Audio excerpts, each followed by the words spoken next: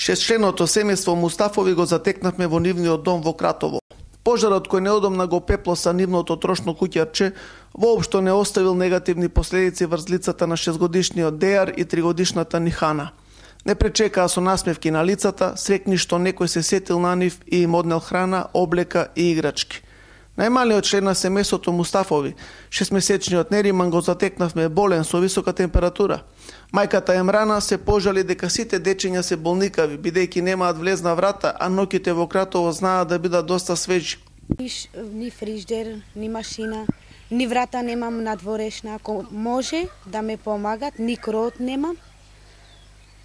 Благодарам на сите до сега што се помагнаме. Одбележувајќи ја неделата на солидарноста, Форумот на жени на Социјалистичката партија на Македонија донираше храна, облека и хигиенски средства на семејството Мустафови. При тоа упатија апел до сите граѓани да се вклучат во акцијата.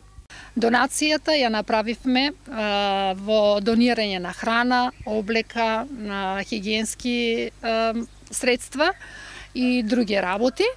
И би сакала да упатам апел до сите граѓани на општина Кратово да ни се приклучат на оваа акција.